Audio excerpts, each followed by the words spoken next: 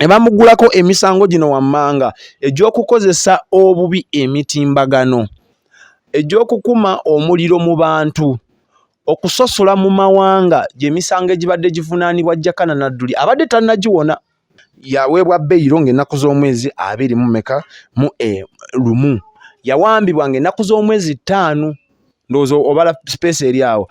Beyiro yaweebwa 21 Septemba, okuwambibwa yawambibwa ng'ennaku z'omwezi 5 okuva mu maka ge. Kati abadde yakamala ennaku zizo ntono nnyo, yasangiddwa mu maka ge ng'afudde. Taata yali munnabyabufuzi n'omwana ono nadduli gwe yazaala naye yatandikirawo okulaga nti alina interest mu byobufuzi kuva dda. Mujjukira nga mu Luweero branch ya KIU nga yakaggulawo y'omu ku baana abaalidinga demonstration eyali ey'amaanyi nnyo ku campus oluvannyuma lw'okuba nti ba campusers baali baweebwa emmere embi. Ono mutabani wa Abdul Nadduli amanyikiddwa nga Jakana Sulaiman Nadduli yakulemberamu akeediimo kali kennyini fulula bibya ne yeekalakaasa paka ng'embeera eteredde.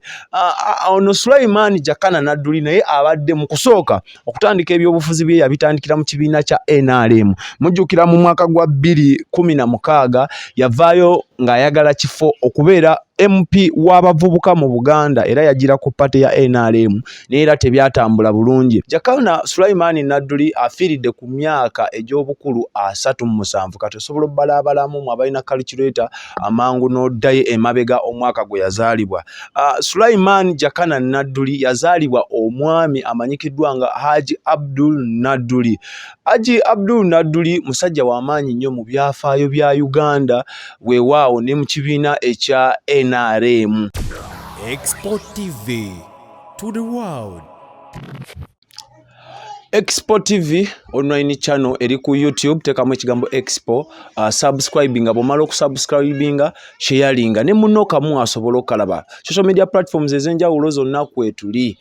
bagita Export TV. Genda tunoonyeko tugoberere bingi bijja kujja nga weetaaga obifune kuba amawulire agakagwawo ebitambula mu Uganda buli sector tuba twatusedda. Olunaku lwa leero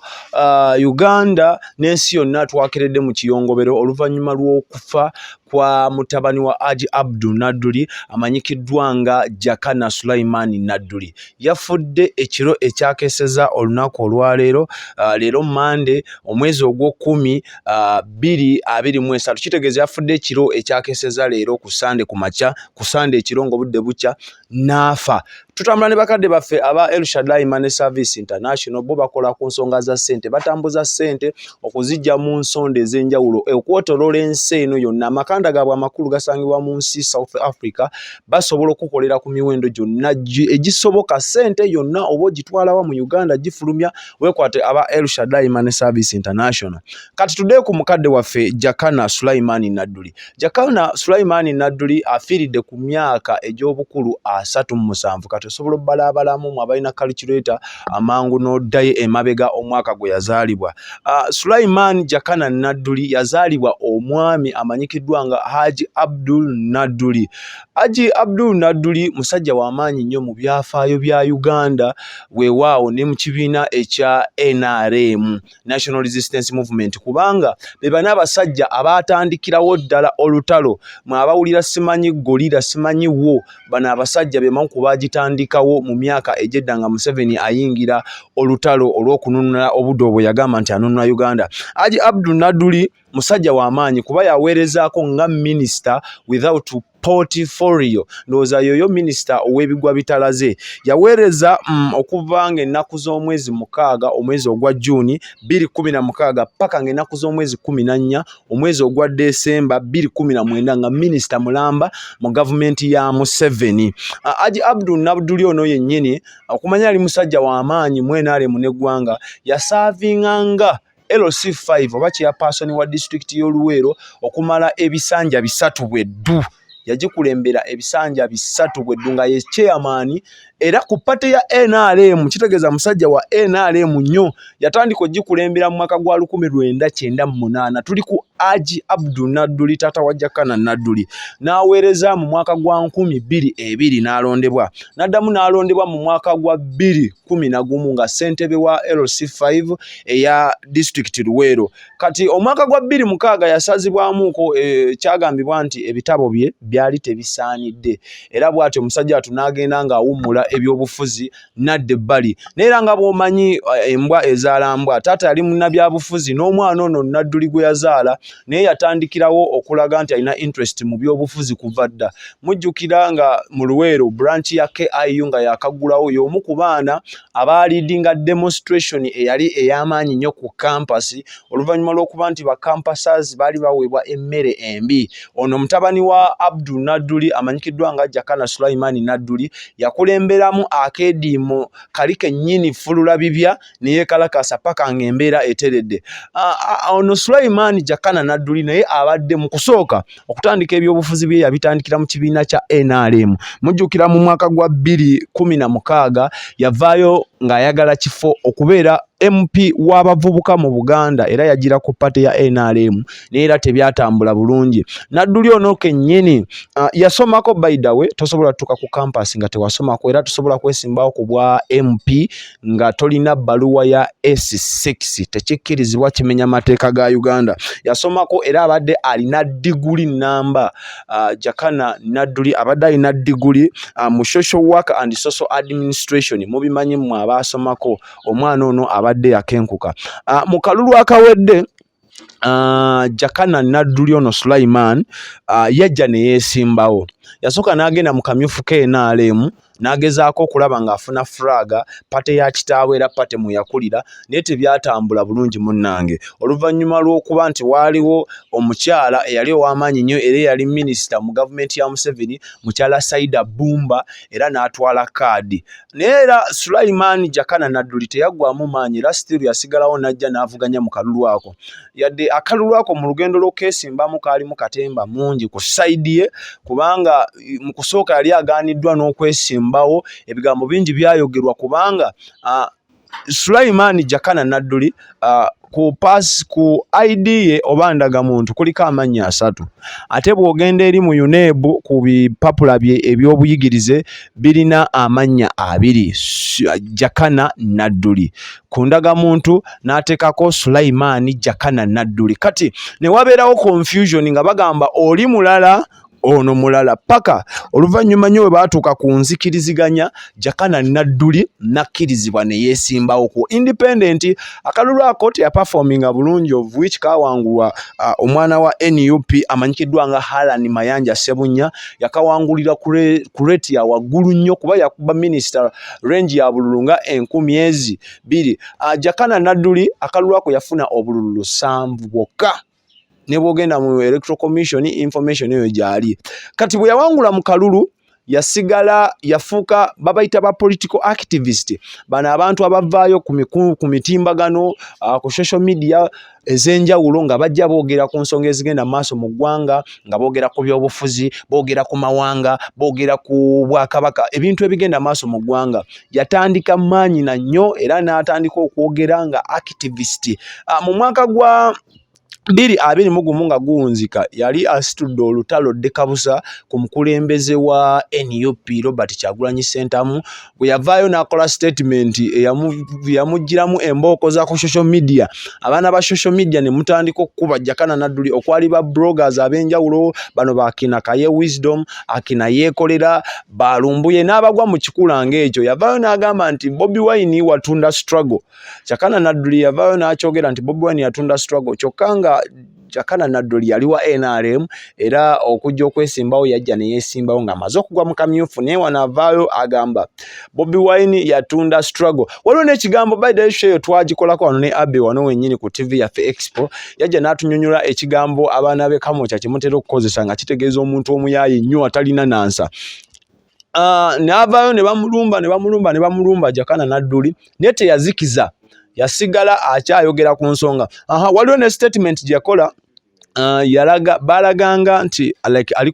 kwatakinga Obuganda kuba yavaayo n'akola statement ku Charles Peter Mayiga n'agamba Charles Peter Mayiga obuyinza yeewa bungi nnyo mu bwakabaka bwa Buganda to the extent oyinza okugamba ye kabaka yalina ne final word ezo zonna statements Jakana Nadduli zimu ku statement ezaali zimuleetedde embooko za social media wenjogera embooko za social media abali ku media muba muzitegeera baba balina okukulumba balina okukusabula balina okwogera amafuukuule gye buvuddeko emyezi nga 3 emabega Jakana Nadduli abadde alina ebigambo byagenda ayogera weewaawo abamu bagamba bikuma omuliro mu bantu bisosola mu mawanga bikola ki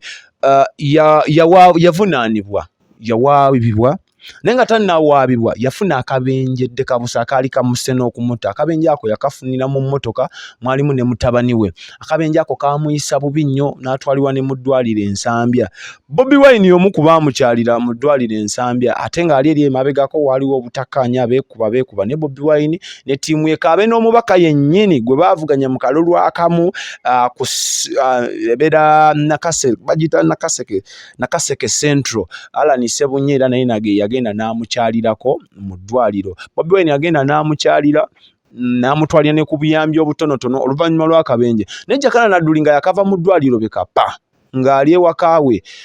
I stand to be corrected naye kyemmanyi bwe baamukwatira yali Makindye alina amaka abadde n'amaka e Makindye ng'alina n'amaka ewaabwe bagita Nakaseke zone ew'obulenzi bwe yafiiridde baamuwamba aba security bajja ne bamukwata ne bamutwala ne baali mu leeya tebaali mu uniform z'ebyokwerinda ze tumanyi poliisi oba amagye nga tosobola kwawula oba bano bamagye oba military bajja ne bamukwata ne bamuteeka mu drone ne bamutwala ne wayita weeks 2 nga tewali amanyi gy'ali oba ali luddawa oba ali luddawa taata we Hajji Abdul Nadduli n'avayo n'agamba n'awanjagali bakuyita kuwanjaga gavumenti n'agisaba naye mumpe omwana wange oba mufu oba mulamu statement eyo yatambula nnyo yakaaba ne ku maziga Hajji Abdul Nadduli yakaaba amaziga ng'amaze ebbanga almost week 2 tamanyi mutabani waali luddawa tamanyi nsonga ki ezaamutwaza tamanyi baani abaamutwala nga tewali mayitire n'avaayo ye yagamba yakubako n'essimu ezimu mu bajjeno banne bwe baali mu nsiko kubona olutenanti mulambo ono Hajji Abdul Nadduli yali w'amagye nnyo era nga w'amaanyi nnyo mu NRM mamu ku basajja abasinga amaanyi mu Buganda muno nga NRM n'akubira mukulu munne Museveni akasimu n'amugamba mukama wange oba mwabalina omwana wange mumumpe oba mulamu oba mufu bw'aba mufu mumumpe mumuziike mmanye tikituufu Jakana Nadduli yafudde we yali akakola statement ezo nga zaakatandika otambula mu mawulire bwe ziti omwogezi wa poliisi mukulu Fred Enanga n'avaayo ku TV z'eggwanga ez'enjawulo n'emitimbagano gyabwe egy'enjawulo egya poliisi n'avaayo n'akakasa nti mazima Jakana Nadduli ffe abamulina naye mu kusooka tewaaliwo mbeera eraga nti oba abaani abamulina oba abaani abamulina n'oluvannyuma lwa pressure yatambulanga kuba n'abamu ku social media mwamubika nti yawambibwa n'attibwa kyawalirizibwa poliisi n'ab'ebitongole by'okwerinda okuvaayo ne bakola statement era baayita mu Fred Enanga n'avaayo n'agamba nti ffe abamulina era abantu ne bafuna ku buweererero kati bwe bagamba nti bamulina twaddamu okulaba nga bamutwala mu kkooti e Luweero ne bamugulako emisango gino wammanga egy'okukozesa obubi emitimbagano egy'okukuma omuliro mu bantu okusosola mu mawanga gy'emisango egibadde givunaanibwa Jakana Nadduli abadde tannagiwona gy'emisango egibadde givunaanizibwa ani Jakana Nadduli era bwe yakwatibwa bweppa n'atwalibwa mu kkooti e Luweero twalabako ono omwami owa sisimuka Uganda Ssaabavandimwe Frank Gashumba yavaayo omusango n'agwambalawo mangu nnyo era n'agenda mu kkooti okulaba nga ye agamba bafuna obwenkanya kuba gye buvuddeko era ku social media waliwo entalo wakati wa Frank Gashumba n'oyo Jakana Nadduli nga Frank Gashumba agamba Jakana Nadduli asosola ayogera ebigambo ebinafuya ayogera ebigambo ku mutimbagano ebivoola eggwanga lyabwe era bwavoola Abanyankole avoola n'Abanyarwanda kyo kivoola ye Frank Gashumba yasisimuka era omusango n'agwambala n'ayingira n'ateekawo buli mbeera okulaba nga Jakana Nadduli asibibwa oba awangulwa emisango we yamala mu kkooti eyo bizinze bitambudde of course balooya nga bagezaako kye baakola aba side zombi era twagenda okukakkana ng'ennaku z'omwezi 21 September ndowooza gwe mwezi ogw'omwenda omwaka guno gwennyini kkooti yavaayo n'ewa Jakana Nadduli bail yamuwa bail ku bukadde bw'ensimbi obwa cash obukadde 5 n'abaamweyimirira ne babasaba obukadde 10 buli omu naye nga bo si bwabuliwo n'aweebwa bail bwe yaweebwa bail n'addayo ewaka era yaleetebwanga mu kkooti mwamulabanga kuba accident okugulu okwo kwamenyeka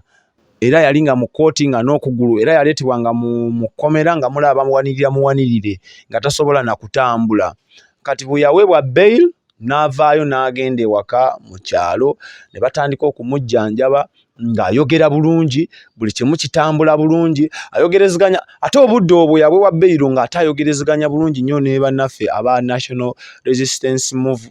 aba National Unity Platform, aba NUP, nga enkolagana y'amaanyi nnyo era baateekawo nnyo embeera ku kooti mwabalaba obudde bwe yamala ng'asibiddwa nga bapostinga free jakana,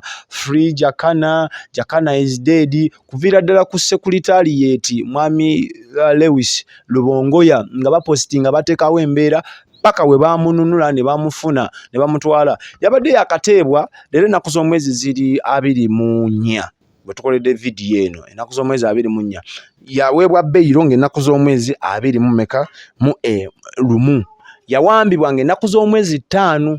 ndowooza obala space eri awo. Bail yaweebwa 21 September, okuwambibwa yawambibwa ng'ennaku z'omwezi 5 okuva mu maka ge. Kati yabadde yakamala ennaku zizo ntono nnyo,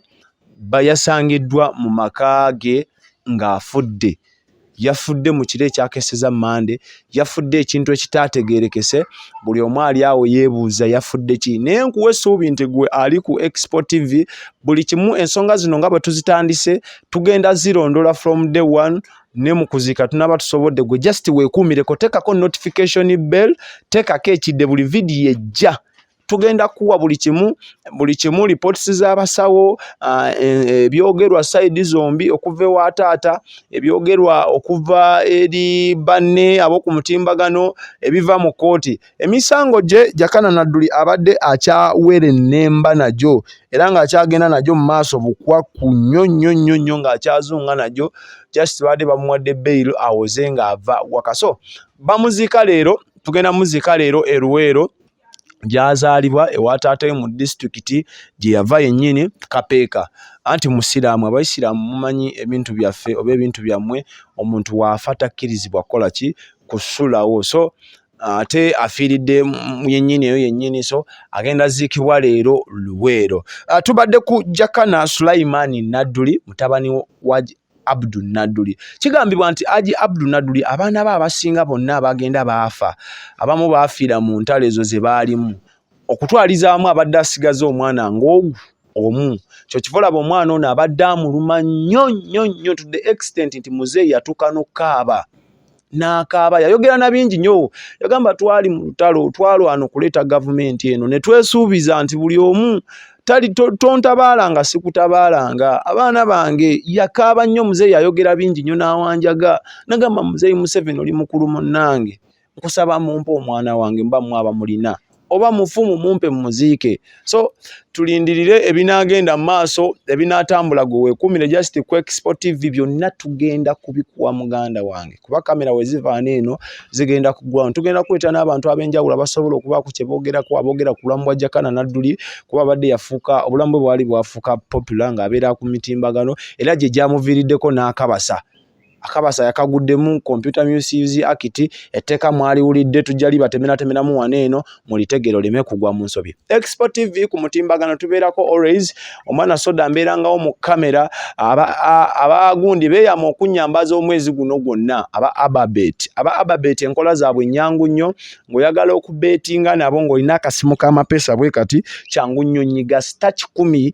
nyiga star 10 star 6 ng'oli ku Airtel, star 10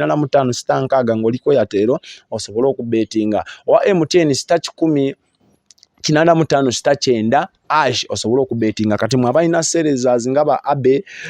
osobola okukwatako n'ogenda ku mutimbagano n'oteekamu www.ababet.ug n'osobola okubeetinga bulungi. Byo bya online, teri ebyo mbu ate lisiiti, simanyi omukyala yayozeza lisiiti n'agiyuza, simanyi neeyirukira mu nsawo, no. Kuolugira nga bakusindikira akasente ki ku ssimu yo. Ensonga za Shiba zikyatambula, nazo zeekuumireko, tugenda zirondoola paka tunaazigusa. Mukama Katonda omulungi abatukuumire. Omwoyo gw'omugenzi Mukama agulamuze kisa. Abasiraamu bagamba inna lillahi wa inna ilaihi raji'un. Expo TV to the world.